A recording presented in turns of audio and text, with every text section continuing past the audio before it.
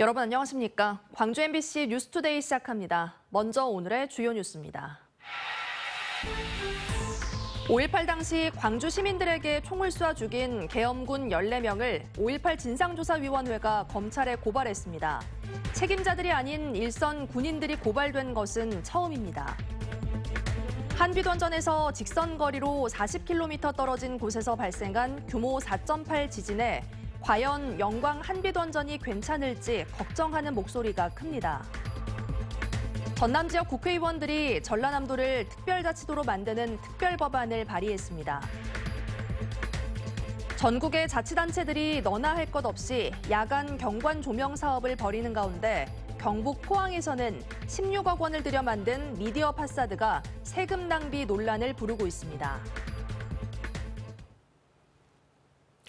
5.18 진상규명조사위원회가 1980년 당시 자국민에게 총을 쏴서 시민들을 죽인 혐의로 계엄군 14명을 특정해 검찰에 고발했습니다. 지난 1997년 대법원이 5.18과 관련된 책임자들을 처벌한 바 있지만 일선 군인들을 찾아내 고발한 것은 이번이 처음입니다. 임지은 기자가 보도합니다. 1980년 5월 23일 주남마을 앞 도로에서는 미니 버스를 향해 무차별 사격이 이뤄졌습니다. 저항 의사가 없는 시민 15명이 그 자리에서 숨졌고 일부가 살아남았는데 계엄군은 이들을 야산으로 끌고 가 총살하는 만행을 저질렀습니다. 거기에 막 도착해가지고요. 막 좀 서 있는데 한 분이 내려오시더라고요. 좀 높은 사람 같았어요. 그 중에서. 높은 사람 같아가지고 뭐라 그랬냐면은 왜 귀찮게 데리고 왔냐 그러면서. 주남 마을에서 집단 학살을 자행한 11공수는 다음 날 계엄군 간 5인 사격으로 인근에 있던 송암동 주민들의 목숨까지 앗아갔습니다. 44년이 지난 지금 집단 학살을 저지른 계엄군에게 형사 책임을 물을 길이 열렸습니다. 5.18 진상규명조사위원회는 채용 11공수 여단장을 포함한 장교와 사병 9명을 집단 살해 혐의로 검찰에 고발했습니다. 진조위 출범 이후 처음으로 진행된 고발 조치입니다. 진조위는 주남마을 송암동 두 사건을 공소시효를 적용받지 않는 헌정질서 파괴 범죄에 해당한다고 봤습니다. 또 민간인 사망 사건과 관련되어서 가해자가 확인되었을 경우에는 법에 의해서 고발 조치를 하도록 되어 있습니다. 주남마을과 송암동 근처에서 일어난 집단학살 사건으로 집단 살해죄를 적용을 해서 고발을 하기로 했고요. 지난 1997년 대법원이 내란 목적 살인죄 유죄 근거로 판단했던 5월 27일 광주 재진입 작전에 대해서도 추가 고발이 이뤄졌습니다. 당시 재판에서 빠졌던 7명의 피해자를 새롭게 발견해낸 겁니다. 이에 따라 사망한 전두환과 노태우 등을 제외한 정호용 특정사령관과 공수여단장, 연대장 등 6명이 내란 목적 살인죄 혐의로 고발됐습니다. 누구가 특정 개인만 피해를 입는 그런 범죄가 아니잖아요. 이것이 우리 사회 전체, 우리 국가의 민주주의에 던지는 문제점에 대한 문제를 던지는 것이기 때문에 진조위 활동은 오는 26일 종료되지만 행정안전부 과거사 관련 업무지원단이 계엄군 고발 등의 조치를 이어받게 됩니다. MBC 뉴스 임지은입니다. 아직 6월 중순인데 한여름 더위가 이어지고 있습니다. 광주와 전남 북부 지역을 중심으로 폭염주의보가 발효 중인 가운데 낮 동안 체감온도가 33도 안팎까지 오르면서 정말 뜨겁겠습니다. 이렇게 무더운 날씨가 장기간 이어지고 있는 만큼 볕이 뜨거운 시간에는 야외 활동 가급적 삼가시는 게 좋겠고요. 특히 야외 작업하시는 분들은 수분 섭취를 충분히 하시고 휴식도 충분히 취하는 등 건강 잘 챙기셔야겠습니다. 고기압의 영향권에 들면서 맑은 하늘 드러나 있는데요. 이른 오전 중에는 가시거리 1km 안팎의 안개가 끼는 곳이 있겠습니다. 미세먼지 농도는 내내 좋음 수준으로 대기질은 양호하겠습니다. 날씨 정보였습니다. 어제 오전 전북 부안에서 발생한 지진 때문에 많이들 놀라셨죠. 진앙지에서 불과 40km 떨어진 영광의 한빛원전이 걱정이었는데 다행히 별다른 이상 없이 정상 가동하고 있습니다. 하지만 환경단체들은 더 큰 지진이 오면 어떡하냐며 우려의 목소리를 높이고 있습니다. 보도에 김영창 기자입니다. 오전 8시 26분 전북 부안군 남남서쪽 4km 지역에서 규모 4.8의 지진이 발생했습니다. 지진이 발생한 전북 부안에서 40여 킬로미터 떨어진 영광 한빛 원전이 걱정이었는데 다행히 현재까지는 별다른 이상 없이 정상 가동하고 있습니다. 원전의 가동을 수동으로 중단하기 위해서는 지진 당시 진동을 중력 가속도로 측정하는 계측값이 0.1G를 넘어야 하는데 이번 지진 때는 계측값이 0.0187로 기준치에 한참 못 미쳤기 때문이라는 게 한빛 원전 측의 설명입니다. 현재까지 모든 가동 원전은 지진으로 인한 피해 없이 안전운전 상태임을 확인하였습니다. 하지만 한빛 원전 측의 설명에도 환경단체들은 걱정하고 있습니다. 이들은 2016년 경주에서 발생한 규모 5.1의 지진으로 월성 핵발전소가 80일간 가동을 중단했다며 40년이 다 돼가는 영광 한빛 원전도 가동을 멈추고 안전 여부를 다시 확인해야 한다고 주장했습니다. 지진에 관련돼서 취약할 수 없는 부분이 많이 있기 때문에 그런 부분을 다시 한번 점검하고 좀 더 신층적인 조사가 필요하다고 저희들은 생각합니다. 한편 이번 지진은 올해 한반도와 주변 해역에서 발생한 지진 중 규모가 가장 큰 것으로 알려졌습니다. 주택이 흔들렸다거나 바위가 떨어진 것처럼 큰 소리가 났다는 등 지진 유감 신고는 광주 전남 지역에서 모두 47건이 접수됐습니다. 밖에서 평소에 듣지 못했던 진동 소리가 밖에서 들리고 뭐 바위가 쿵 떨어져 가지고 뭐 땅이 울리듯 큰 소리가 나고 주택이 좀 흔들렸습니다. 최근 10년 이내 광주 전남 지역에서 규모 3 이상 지진은 4번 발생했으며 지난 2014년 전남 보성군 인근에서 발생한 3.3 규모의 지진이 가장 컸습니다. MBC 뉴스 김영창입니다. 중국산 인삼 분말을 섞어 만든 건강기능식품의 원산지를 국내산으로 속여 판매한 업체들이 적발됐습니다. 이들은 중국산 인삼 분말의 관세율이 원물을 수입했을 때보다 10배 이상 낮다는 점을 노렸습니다. 송정근 기자의 보도입니다.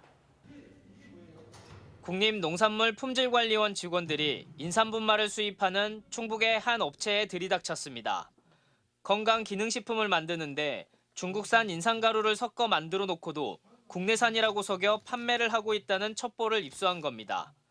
인삼 분말 수입 신고 필증에는 중국을 의미하는 CM 표시가 버젓이 나와 있습니다. 여기 뭐 중국산이지 이게 다 지금. 이걸 갖고 이걸 만드는 것 같아 나는 지금. 원산지를 국내산으로 거짓 표시해 판매한 범죄에 가담한 업체는 원료를 수입한 업체뿐만 아니라 2군데가 더 있습니다.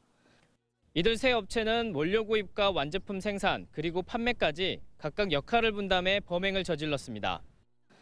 중국에서 가져온 인삼 분말과 국내산 인삼 부산물을 7대3 비율로 섞어 값싼 건강기능식품을 만들면 유통망을 갖춘 업체가 한 박스에 최대 40만 원이 넘는 돈을 받고 판매했습니다. 이 건강기능식품은 육안으로 중국산과 국내산을 구분하기 어려운데 적발된 물량만 1.4톤, 49억 원어치에 달합니다. 암에 효과가 있다고 홍보하며 전국적인 다단계 유통망과 통신 온라인을 통해 물건을 전방위로 판매했습니다. 이들은 인삼분말의 관세율이 백삼이나 홍삼을 수입했을 때의 관세율보다 현저히 낮다는 점을 노려 범행을 저질렀습니다. 백삼 원물은 관세율이 220%가 넘고 홍삼의 경우 750%가 넘는데 인삼분말은 관세율이 20%에 불과합니다. 이번 사건의 특징은 인삼, 홍삼 등 원물로 수입했을 때와 가공품인 인삼 분말로 수입했을 때 관세율의 차이가 크다는 점을 이용한 범죄라고 할 수 있습니다. 전남지원은 원산지 표시를 위반한 3개 업체를 입건한 가운데 전남에 있는 한 업체는 최근 벌금형이 확정됐고 나머지 2군데는 현재 재판이 진행 중에 있습니다. MBC 뉴스 송정근입니다. 홀로 상가 철거 작업을 하던 60대 남성이 쓰러져 숨진 채 발견돼 경찰이 수사에 나섰습니다. 광주 서부경찰서 등에 따르면 어제 오전 7시쯤 광주 서구 치평동의 한 상가 인테리어를 철거하던 62살 남성이 쓰러져 숨진 채 발견됐습니다. 경찰은 이 남성이 안전모를 쓰지 않고 밤에 혼자 작업을 하다 5m 높이 사다리에서 떨어진 게 아닌가 보고 부검 등을 통해 정확한 사고 원인을 조사하고 있습니다.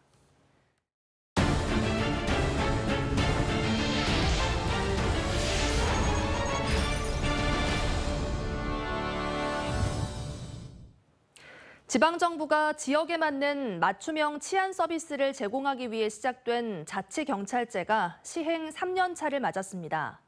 광주시와 전라남도의 자치경찰위원회도 2기가 새롭게 출범했습니다. 보도에 박종호 기자입니다. 지난 2021년 경찰청에서 분리돼 주민 생활과 밀접한 치안을 담당하고 있는 전라남도 자치경찰위원회. 전국 최초 자치경찰 사무 지원 조례를 제정하고 주민 체감 안전도 2년 연속 전국 1위와 섬 지역 치안 기반 구축 등 성과를 보였습니다. 1호 시책으로 어르신 범죄 피해 예방 종합 대책을 도입하고 치안 드론 개발 사업 공모 선정 등 실적도 기록했습니다. 생활 관련 업무를 담당하는 만큼 교통정리나 자율방범 등 치안활동 단체와의 협업은 더욱 강화되기도 했습니다. 용품 부족으로 사고 위험성이 많았습니다. 특별하게 우리가 꼭 필요한 용품을 지원을 해주고 해서 우리가 예방활동하나 안 그러면 실질적으로 현장에 나가서 교통정리하는 데는 큰 도움이 되고 있습니다. 새롭게 출범한 전남자치경찰위원회는 고령 인구 비율이 높은 농어촌을 중심으로 보이스피싱과 학대 예방 활동을 강화하기로 했습니다. 범죄 취약지를 대상으로 지능형 CCTV 설치와 드론을 활용한 교통단속 등을 통해 자치 치안을 실현하고 양질의 치안 서비스를 제공하겠다는 겁니다. 주민에게 한 걸음 더 다가가자. 그다음에 지역 치안의 친절을 한 번 더 하자라는 슬로건으로 직원들이 혼연일체가 돼서 좀 더 주민에게 가깝게 가는 자치 치안 정책을 설계하고 집행하려는 생각을 가지고 있습니다. 지난해 조사된 전남자치경찰위원회 인지도는 40% 수준. 인지도 개선과 함께 사무국 파견경찰 정원 현실화 등 돌파구 마련도 시급한 상황에서 2기 전남자치경찰위원회가 한계를 돌파할 수 있을지 주목됩니다. MBC 뉴스 박종호입니다. K-디즈니 순천을 추진하고 있는 순천시에 글로벌 문화산업 콘텐츠 기업들의 새로운 한국 합작법인이 설립됩니다. 순천의 미디어 콘텐츠 산업 생태계 구축을 통한 미래 정원문화도시 조성에 중요한 거점이 마련된 것으로 평가됩니다. 보도에 김주희 기자입니다. 세계 최대 애니메이션 축제의 열기로 넘치고 있는 프랑스 안시. 순천시가 이곳 프랑스 안시에서 글로벌 미디어 기업들과 투자 협약을 체결했습니다. 프랑스 미디어 콘텐츠 전문 그룹 MPP의 현지 웹툰 플랫폼인 오노사와 웹툰 오리지널 IP 기획 제작사 캐나즈의 한국 합작법인의 본사를 순천시에 설립하기로 한 겁니다. 1,500여만 유로의 예산을 투자해 순천의 유망 웹툰 창작가 발굴, 인력 양성 사업을 우선 추진하기로 했습니다. 이와 함께 향후 공동 프로젝트의 수행에도 손을 맞잡기로 했습니다. 문화 콘텐츠 산업을 통한 지역과 기업의 동반 성장을 약속한 겁니다. Coproduire des webtoons franco-coréens, à installer cette structure à Suncheon de façon à être au plus près des artistes qui vont sortir des écoles et être vraiment au cœur aussi d'une ville qui est résolument tournée vers l'avenir. 순천시의 차별화된 생태 문화 환경이 한국 합작법인의 입지로 선택한 가장 중요한 이유가 됐다고 설명했습니다. 사실 작가들의 선택이었어요. 저희랑 한 450분 정도의 웹툰 작가분들이 같이 일하고 계신데 그분들이 순천을 방문하시고 나서는 작업할 수 있는 환경이 너무 좋다라고 해서 작가들 추천이 가장 컸습니다. 순천시는 로커스에 이어 이번 오노와 캐나즈 합작법인의 설립이 K-디즈니 순천의 완성을 앞당기고 지역과 기업이 상생 발전할 수 있는 새로운 동력이 될 수 있을 것으로 기대하고 있습니다. 우리 지역에 수많은 학생들이 길러지는데 이제 수도권 가지 않더라도 세계적인 회사들에서 일할 수 있고 또 거기에서 훈련된 다음에 또 세계로 자기의 재능을 발휘할 수 있는 좋은 장을 마련하는 단초가 오늘 마련됐다고 봅니다. 순천만을 시작점으로 한 수려한 생태 환경에 문화 미디어 콘텐츠를 더해 새로운 미래 경쟁력을 찾아가고 있는 순천시. 이번 협약은 순천시의 글로벌 정원문화도시 미래 전략 산업을 한층 구체화할 의미 있는 성과로 평가됩니다. MBC 뉴스 김주희입니다. 지역 소멸 위기 극복을 위한 전남 특별자치도 특별법안이 국회에 발의됐습니다. 문금주 의원이 대표 발의하고 전남 지역 국회의원들이 모두 참여한 해당 법안에는 전남 특별자치도를 설치해 각종 규제를 완화하고 맞춤형 지원 정책을 펼칠 수 있도록 중앙정부의 권한을 이양하는 내용 등이 담겼습니다. 이에 대해 전라남도는 지방 소멸 위기를 극복하고 미래 성장 동력을 마련하는 마중물이 될 것이라며 환영의 뜻을 밝혔습니다. 6.15 남북 공동선언 24주년을 앞두고 광주 전남 김대중 재단과 6.15 공동선언 실천 남측위원회 광주본부가 남북이 서로 적대하는 정책을 중단하라고 촉구했습니다.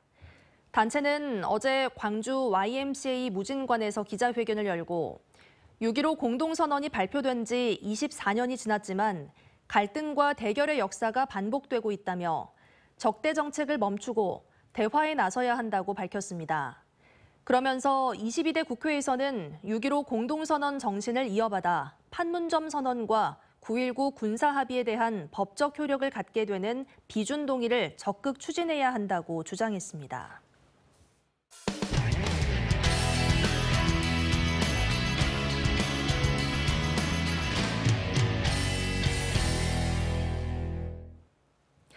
경상남도가 여의도 면적의 5배가 넘는 도내 개발 제한 구역을 해제해달라고 정부에 기획안을 제출했습니다. 산업단지 조성이나 주택지 공급을 위해 필요하다는 건데 환경단체들은 난개발과 기후위기를 부추긴다며 반발하고 있습니다. MBC 경남 김태석 기자가 보도합니다. 경상남도가 국토부에 해제를 요청한 개발 제한 구역은 43제곱킬로미터입니다. 여의도 면적의 5배가 넘는 규모로 도내 전체 개발 제한 구역의 9%에 해당합니다. 산업단지 3개, 물류단지 3개, 도시개발 6개 등 12개 사업 예정지로 창원시 방위 원자력 융합 국가산업단지 후보지, 김해시 동부가 물류 플랫폼 후보지, 양산시 물금읍 증산지구 등입니다. 창원시 동읍과 북면 일대에 위치한 방위 원자력 국가산업단지 예정지인 이곳은 99%가 개발 제한 구역이고 그중 20%는 환경평가 1, 2급지여서 원칙적으로 개발할 수 없습니다. 다만 국가지역 전략 사업으로 선정되면 신규 대체지 지정을 조건으로 해제하고 사업 수행 때는 개발 제한 구역 해제 총량에서 예외로 인정받을 수 있습니다. 환경단체는 강하게 반발하고 있습니다. 창원 국가산단 예정지는 주남 저수지 보호를 위한 제한 지역에서 불과 500-600m 떨어져 있어 철새 도래지를 난개발로 몰아넣고 김해의 논 경지 면적은 1995년보다 3분의 1로 급감했는데 김해 평야의 마지막 논밭을 없애는 것이라고 주장했습니다. 박원순 도지사에게 미래 세대와 역사 기록에 어떠한 도지사로 남고 싶은지 묻고 싶다. 지금 세계는 100% 재생에너지로 만들어진 제품이 아니면 국제 무역에서 퇴출시키는 탈탄소 경제 사회로 전환을 요구하고 있다. 경상남도는 지역 신산업 육성, 배후 물류단지 확보, 안정적 주택 공급을 위해 필요한 사업이라고 밝혔습니다. 지방 대도시 또는 인근 우수 입지에 개발 가용지를 확대해서 지역 경제 활력을 높이기 위해서 정부에서 비수도권을 대상으로 처음 시행하는 사업입니다. 경남도는 이곳들이 올해 말까지 개발 제한 구역 국가 지역 전략 사업에 선정되도록 노력할 계획이라고 덧붙였습니다. MBC 뉴스 김태석입니다. 요즘 광주에서도 각 자치구들이 미디어 아트를 활용한 야간 경관 사업을 펼치고 있죠. 경북 포항시가 예산 16억 원을 투입한 미디어 파사드 작품이 기대 이하라는 평가가 나오고 있습니다. 영상물이 잘 보이지도 않아 혈세 낭비 논란까지 일고 있는데요. 어느 정도길래 이런 지적이 나오고 있는 걸까요? 포항문화방송 이규설 기자가 보도합니다. 미디어 파사드라고 하면 이런 모습을 상상합니다.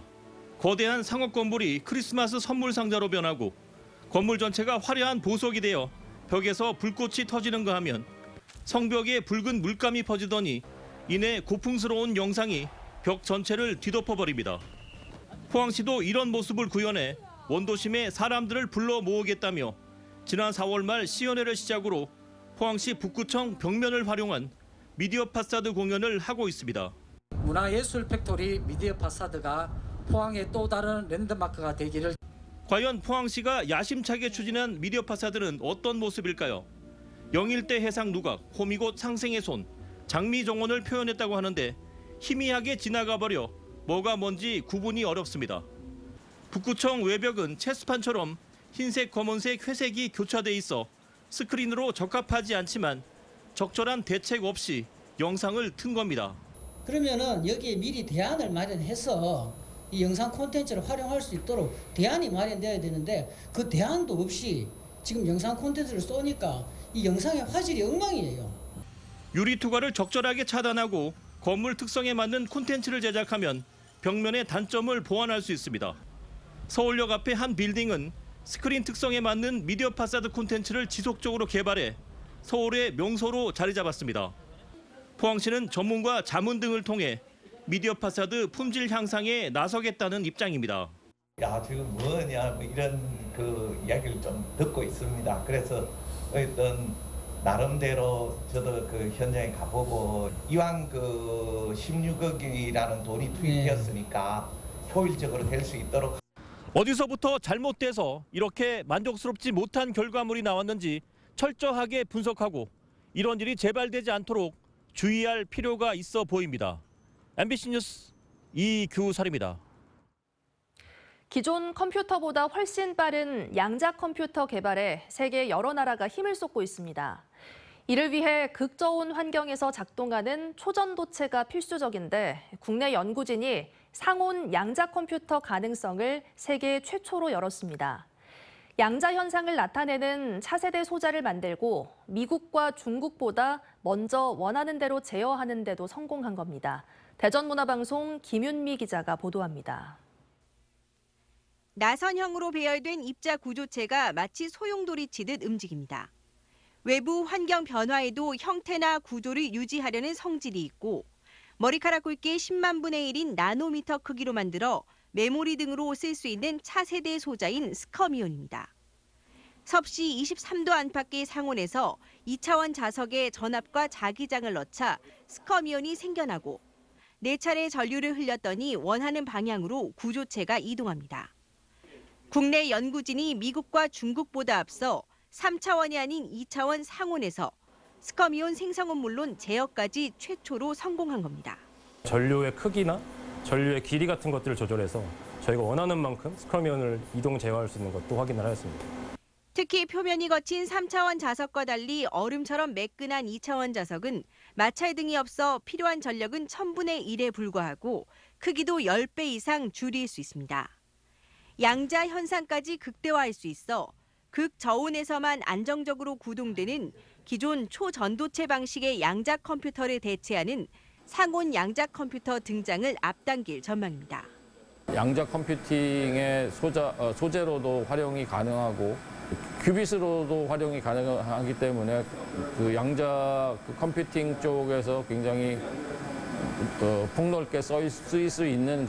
또 인공지능 발전으로 수요가 폭증한 AI 반도체의 차세대 초저전력 소자로도 활용될 것으로 기대되고 있습니다.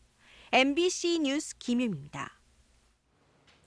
지난해 광주시가 거두지 못한 지방세가 560억 원인 것으로 집계됐습니다. 정다은 광주시 의원은 어제 광주시 기획조정실 결산검사에서 광주시에 미수납된 지방세가 560억 원이고 징수권 행사가 불가한 정리보류액도 192억 원에 이른다며 징수와 체납 관리에 있어 개선책이 필요하다고 지적했습니다. 정 의원은 체계적인 체납 관리를 통해 지역의 주요 민생 사업들이 정상 추진될 수 있도록 노력해달라고 광주시에 당부했습니다.